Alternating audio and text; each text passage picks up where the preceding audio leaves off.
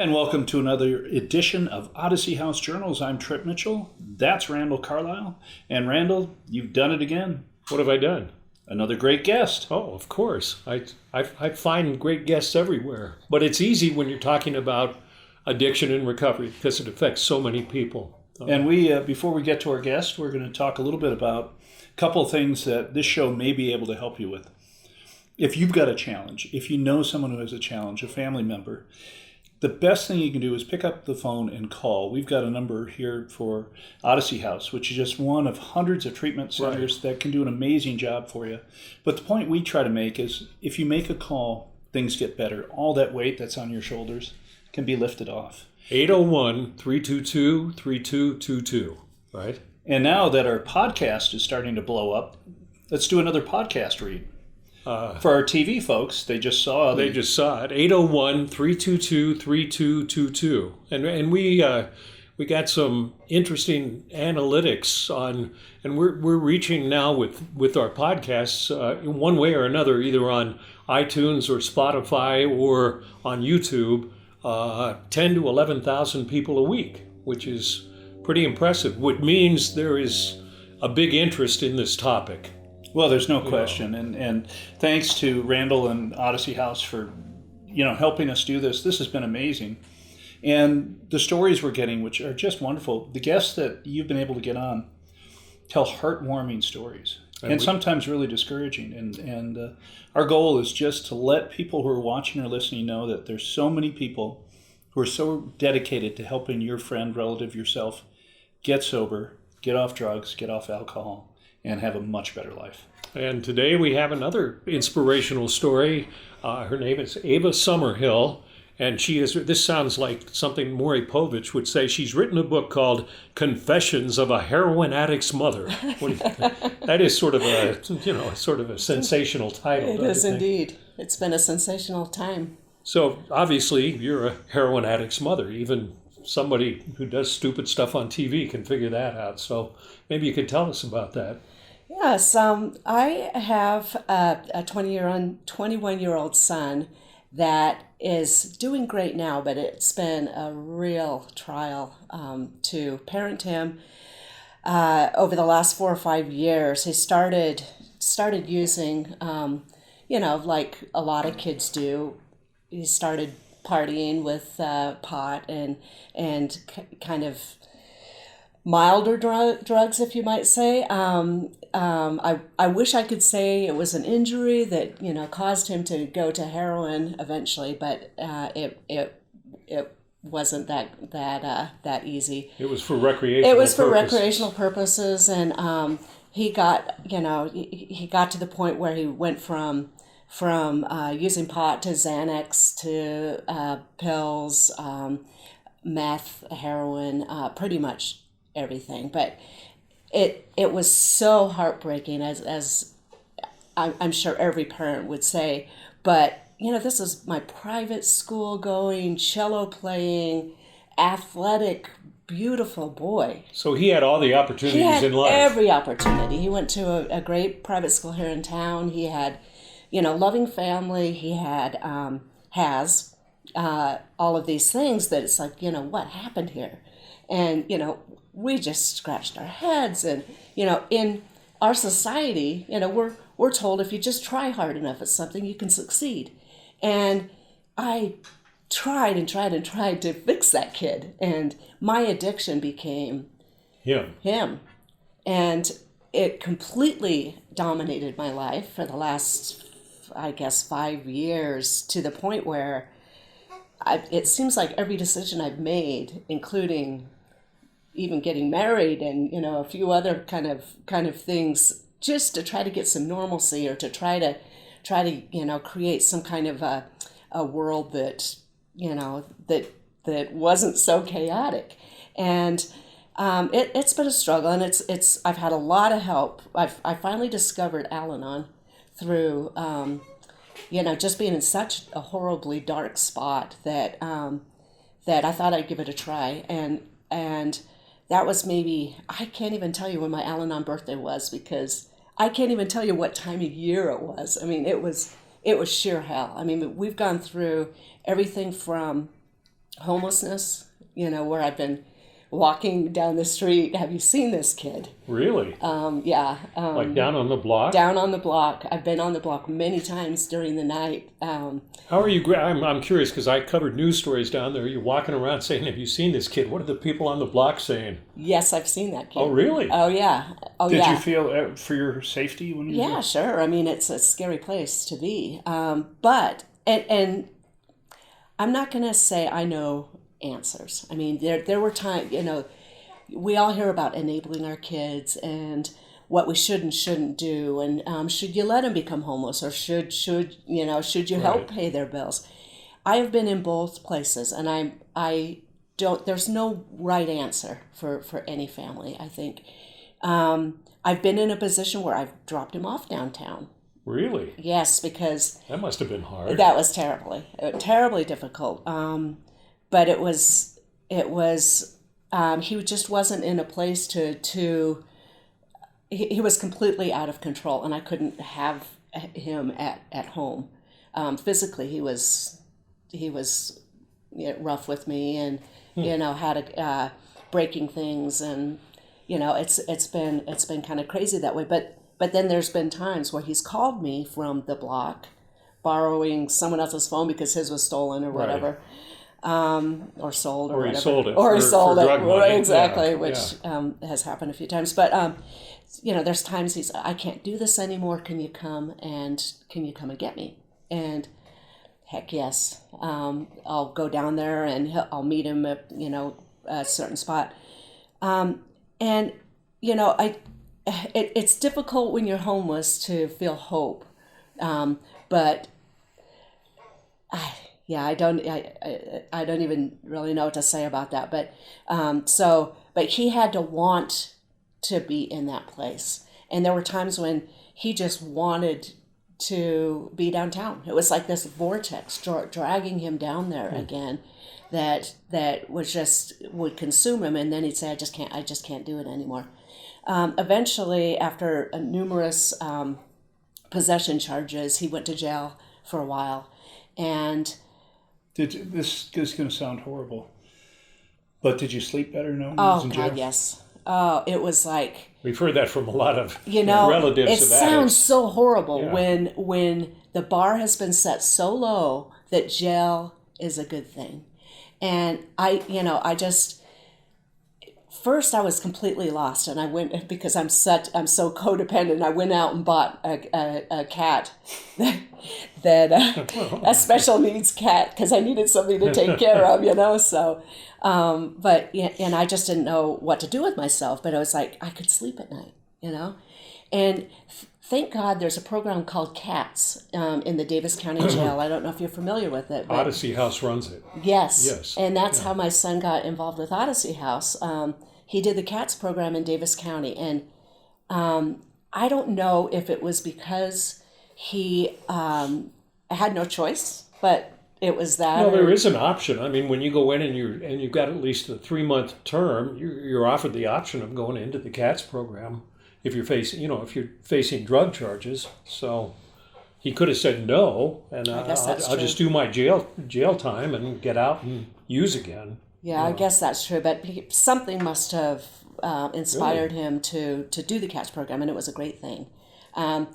He talks about how it was really interesting being in with all of these people, different gangs, different guys that would normally want to shoot each other were hugging and talking about the commonalities of their experience. And the one thing about addiction is like everybody has a story that's, their story, but the universality of everything is just so amazing to me. It's like, I've written my book knowing that there's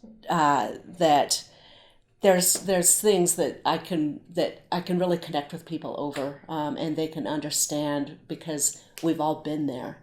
So we run a family group, a family therapy group that is sort of like Al-Anon. It's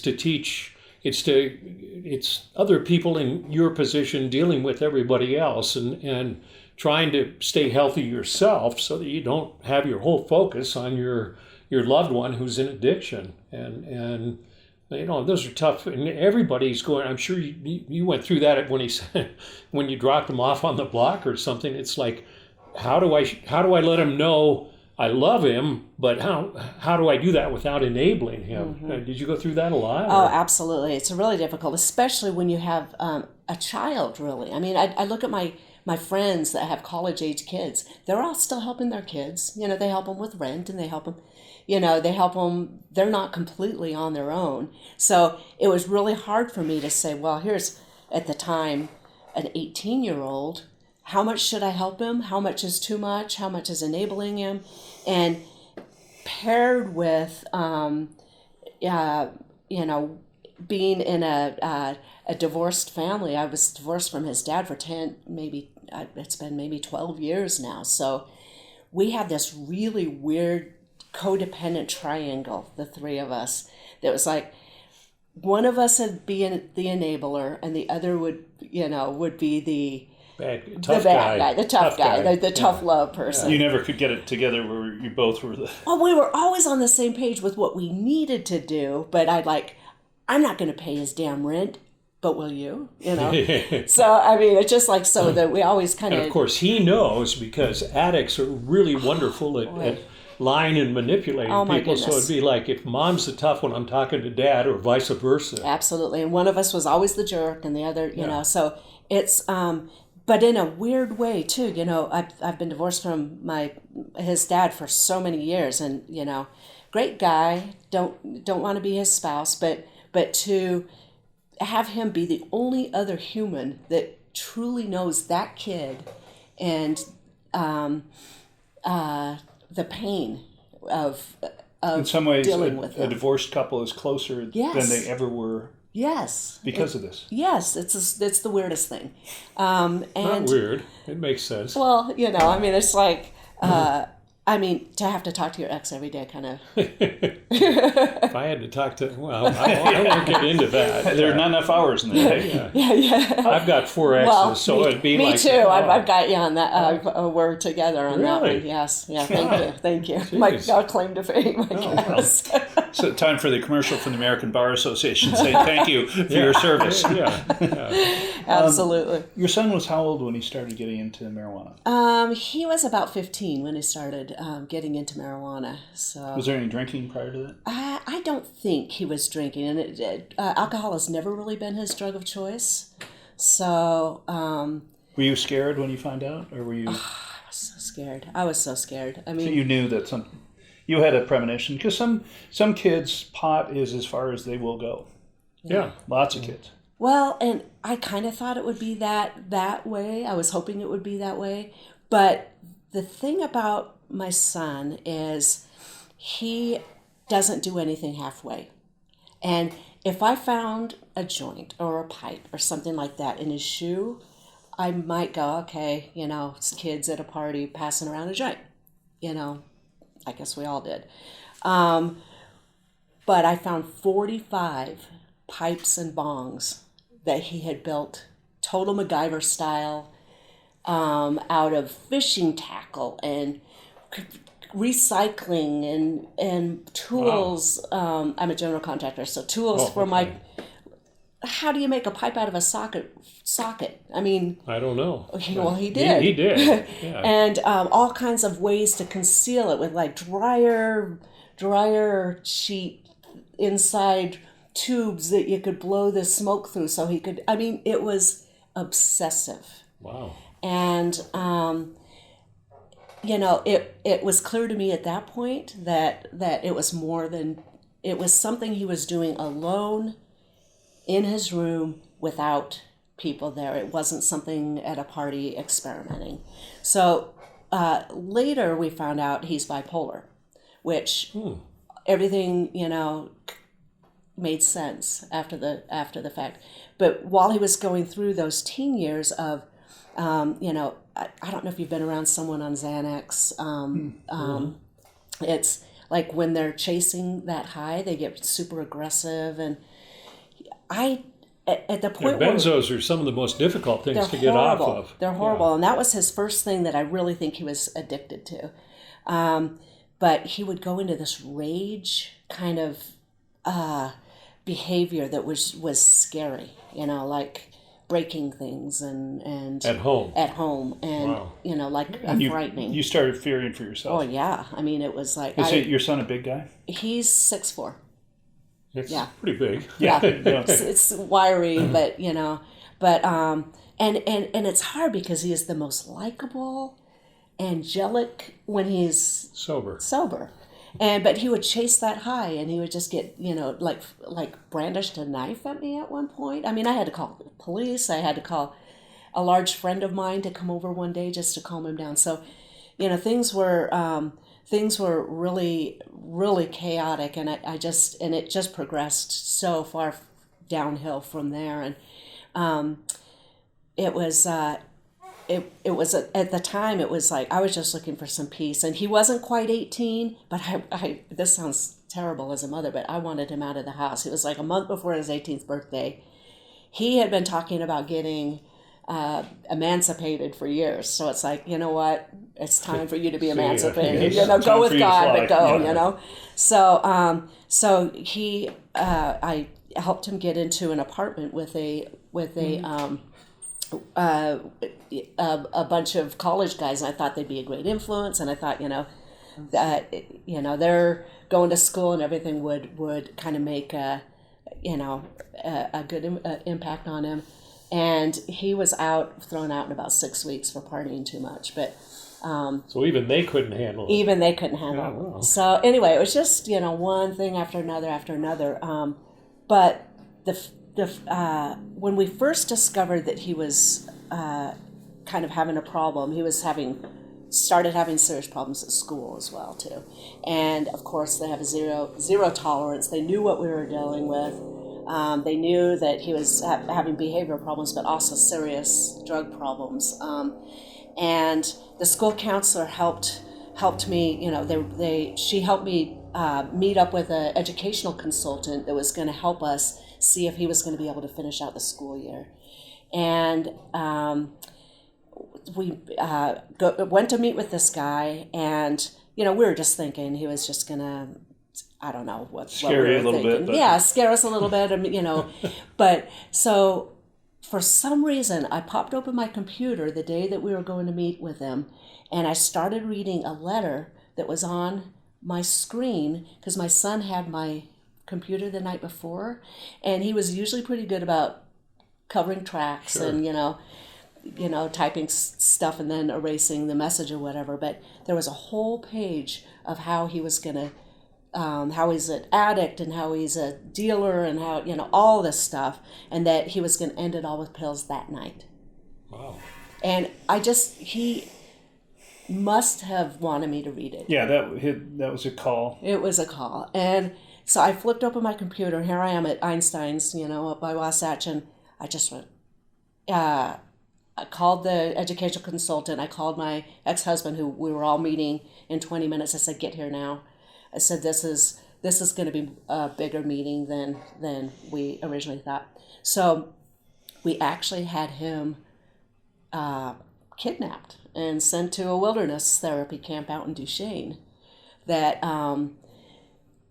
looking back, he doesn't think he got anything out of it, but I think it was wonderful. It was a wonderful program. And so was it, did you sit around with him and discuss it, or it was a kidnapping? It was a kidnapping. He had no choice. Straight up kidnapping. He was still not 18 yet, so you had we control. Still could. Yeah. And we had a couple months until he was 18, and we're like, as parents, what do we do? We've got a kid that's completely out of control. He's going to take all his pills tonight. We've got to get him out of here. What are your options? Move to Siberia, So if you're watching in Siberia, she didn't mean anything negative. No, there, nothing. Right? Yeah. Nothing about that. I'm sure I'm sure it's a great place, but I don't know.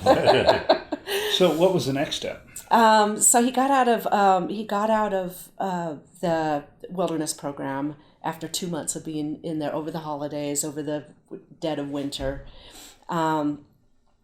Went back to school under conditions that he do this, and that in order to still be able to graduate.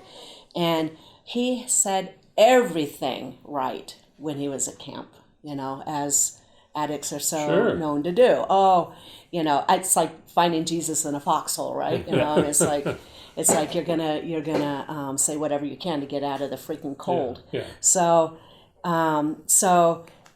he was, all gung ho, da da da. It took him 2 weeks to be kicked out of school. Which, I mean, it just baffled me. This is so crazy. The addiction it's just so unfathomable that If people haven't gone through it, they don't understand They it because don't. it's a complicated disease that hijacks your brain and it makes you do stuff that you wouldn't normally do. it does. And it's a lifelong disease. It is, Yeah. indeed. And, the day that we were supposed to meet up with the dean of the school to determine whether or not he could stay in school, he came late. He was clearly high, shoes untied, just like, and then I looked in his backpack and there was a bottle of Corona, a cigar, and like all of these things. And it's like, He didn't want to stay in school. He did not want to stay in school. I mean, like your ass is on the line here with everything, and this is how you show up. So he got kicked out of school. Did finally get a GED, but long story short, I mean, we went. He's been in a lot of great country club kind of rehabs. So I won't say the names because they were all great, and he got a lot of good out of every single one of them, I have to say. Let's see, how many? So we stopped at the point where he went to jail and he went through the CATS program. What happened after that? Jail was actually the last of his. He'd gone to maybe 4 or 5 rehabs before that, and a couple sober living type situations. After the CATS program, he went to Odyssey. And I have to say that because Odyssey is not like the country club program, Definitely I not. think that's why he's had success. So, he was in, he's always, I don't know if this is the bipolar part of things, but he's always been a little overconfident. I mean, you met my son. I met He's a him, confident, and he's a confident kid. He's a likable. And he seemed proud of the fact that he's so clean and sober now. He is proud of that fact, and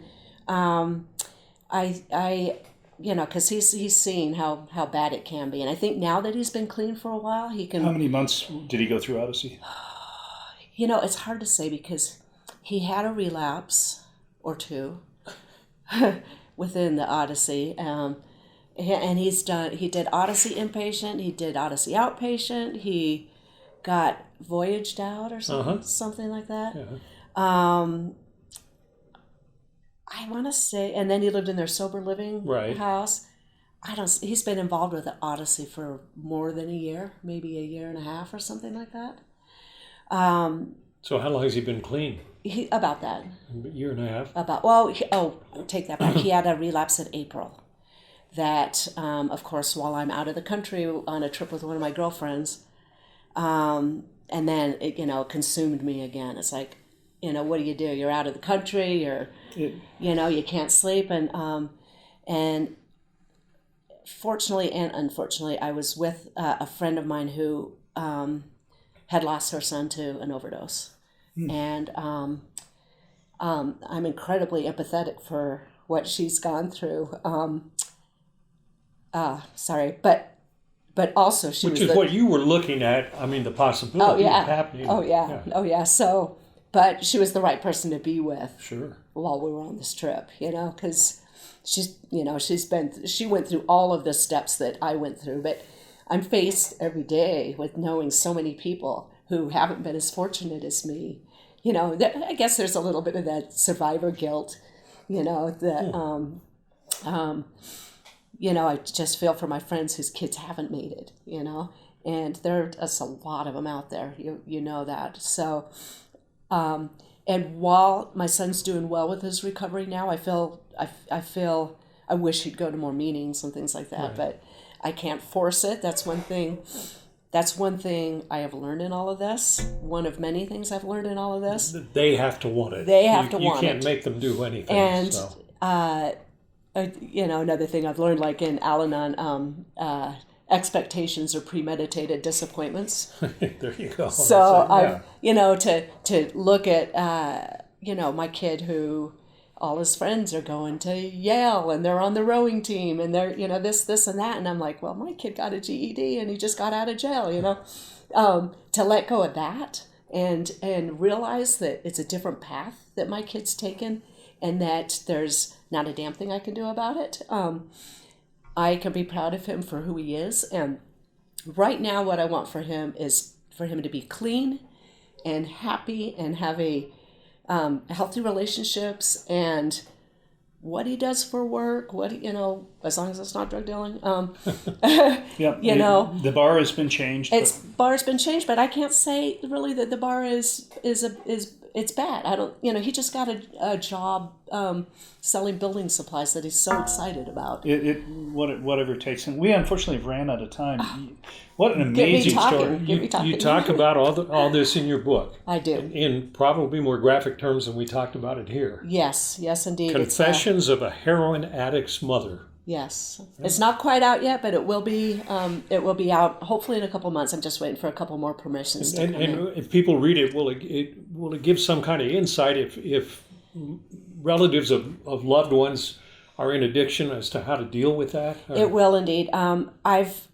It's not just a war story. I mean, because we all have our war stories. It's more like how I came to terms with 12 steps and what a higher power looks like to me, for someone who's had a difficult time with organized religion, and it's just coming to terms with changes of expectations and how I see things and really personal growth and I have come so far through this, and you hate to say that you're glad this happened. I would never say that, but I am so much stronger than I was before all of this happened. So I'm grateful, I guess, to be where I am and that he's healthy and doing well now, and that I've met so many wonderful people through this process and really come to know myself a lot better. Sure. So, yeah. How can people get the book?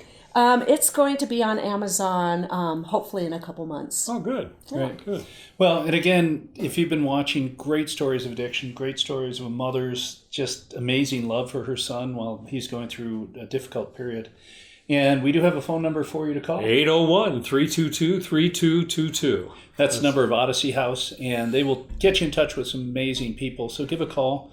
And congratulations, we are now up around 10 to 11,000 listeners per show. Yeah. And I'm very happy with that. Thank you all for supporting us. For those out there, subscribe to it if you can. Subscribe. We would love that. And if you've got some great guests that you would be interested in having on the show, and you can reach the people over at Odyssey House. Sure. And we'll get in touch with them and have some great more guests. Including you in Russia drinking vodka right now.